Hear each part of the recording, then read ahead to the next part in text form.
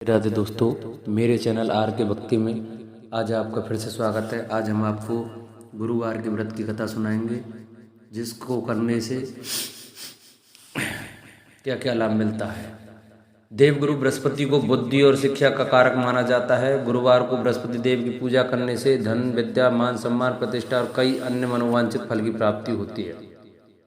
धार्मिक ग्रंथों के अनुसार गुरुवार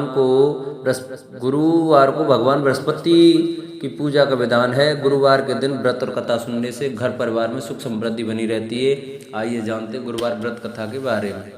कथा के अनुसार प्राचीन काल की बात है। किसी राज्य में एक बड़ा प्रतापी और दानी राजा राज करता था। वह हर गुरुवार को व्रत रखकर दीन दुखियों की मदद करके पुण्य प्राप्त करता था, परंतु यह बात उसकी रानी को अच्छी नहीं लगती थी। वह ना तो व्रत करती थी और ना ही दान पुण्य में विश्वास रखती थी। इतना ही नहीं, वह राजा को भी ऐसा करने से मना करती थी।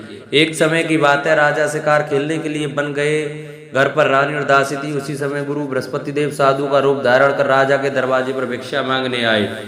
साधु ने जब रानी से भिक्षा मांगी तो वह कहने लगी, हे साधु महाराज, मैं इस दान और पुण्य से तंग आ गई हूँ।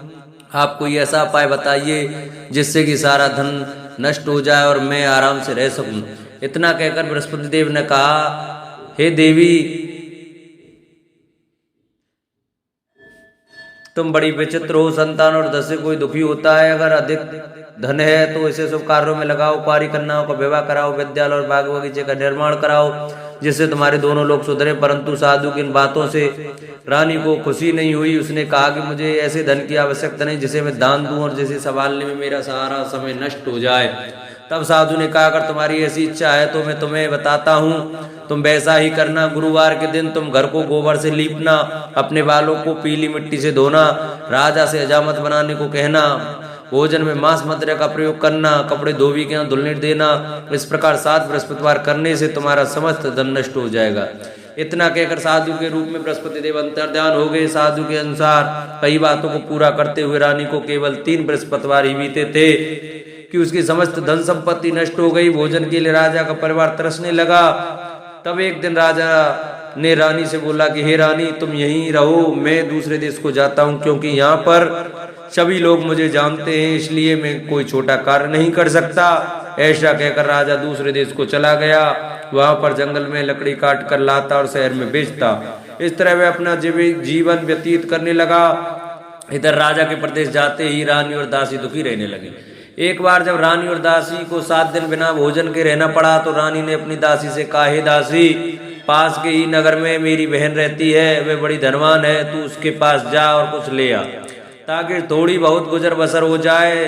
दासी रानी की बहन के पास गई।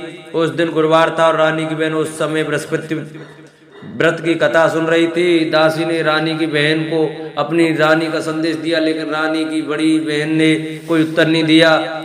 जब दासी को रानी की बहन से कोई उत्तर नहीं मिला तो वह बहुत दुखी हुई और उसे क्रोध भी आया। दासी ने वापस आकर रानी को सारी बात बता दी। ये सुनकर रानी ने अपने भाग्य को कोसा। उधर रानी की बहन ने सोचा कि मेरी बहन की दासी आई थी, परंतु मैं उसे नहीं बोली, इससे वह बहुत दुखी हुई होगी। कथा सुनकर और पूजा समाप्त करके वह अपनी बहन के घर आई और कहने लगी, हे बहन, मैं बृहस्पतिवार का व्रत कर रही थी, तुम्हारी दासी मेरे घर आई थी, परंतु जब तक कथा होती तब तक ना तो उठते हैं और ना ही बोलते हैं, इसलिए मैं नहीं बोली। बताओ दासी क्यों आई थी? रानी बोली, बहन, तुम्हारे क्या छिपाऊं, हमारे घर में खाने तक को अनाज नहीं है। ऐसा कहते कहते रानी की आंखें भर आई। उसने दासी समेत पिछले 7 दिनों से भूखे रहने की पूरी बात अपनी बहन को बता दी। रानी की बहन बोली, देखो बहन, भगवान बृहस्पति देव सबकी मनोकामनाओं को पूर्ण करते हैं। देखो, शायद तुम्हारे घर में अनाज रखा हो। पहले तो रानी को विश्वास नहीं हुआ, पर बहन के आग्रह करने पर उसने अपनी दासी को अंदर भेजा तो उसे सचमुच अनाज से बड़ा एक घड़ा मिला।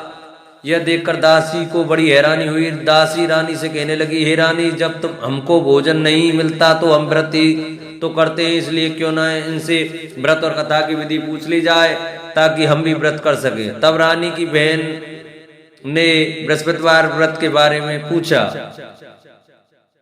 उसकी बहन ने बताया, बृहस्पतिवार के व्रत में चने की दाल और मुनक्का केले की जड़ में अर्पित करें तथा दीपक जलाएं, व्रत कथा सुने और पीला भोजन ही करें। उससे बृहस्पति देव और भगवान विष्णु प्रसन्न होते हैं। व्रत और पूजा की विधि बताकर रानी की बहन अपने घर लौट आई। 7 दिन के बाद जब गुरुवार आया तो रानी और दासी ने व्रत रखा। वह गुड़साल में जाकर चना और गुड़ लेकर आई। फिर उसके केले की जड़ तथा भगवान विष्णु की पूजा की। अब पीला भोजन की चिंता को लेकर दोनों बहुत दुखी हुई। चूंकि उन्होंने व्रत रखा था इसलिए बृहस्पति देव उनसे प्रसन्न थे। वह एक साधारण व्यक्ति का रूप धारण कर 2 थाली में पीला भोजन दासी को दे गई। भोजन पाकर दासी प्रसन्न हुई और फिर रानी के साथ मिलकर भोजन ग्रहण किया।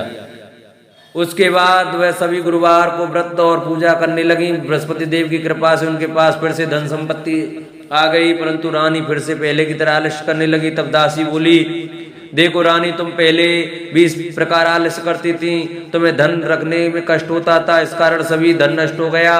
और अब जब देव बृहस्पति की कृपा से धन मिला है तो तुम्हें फिर से आलस्य होने लगा है। रानी को समझा तो दासी कहती है कि बड़ी मुसीबतों के बाद हमने ये धन पाया है, इसलिए हमें दान पुण्य करना चाहिए, भूखों को भोजन कराना चाहिए और धन को शुभ कार्य में खर्च करना चाहिए। इससे तुम्हारे कुल का यश बढ़ेगा, स्वर्ग की प्राप्ति होगी और पितृ प्रसन्न होंगे। दासी की बात मानकर रानी अपना शुभ धन शुभ कार्यों में खर्च करने लगी। इससे पूरे नगर में उसका यश बढ़ने लगा। बृहस्पति बार व्रत कथा के बाद श्रद्धा के साथ आरती की जानी चाहिए। इसके बाद प्रसाद बांट कर उसे ग्रहण करना चाहिए। बोलो बृहस्पति देव भगवान की जय। बोलो बांके बिहारी लाल की जय।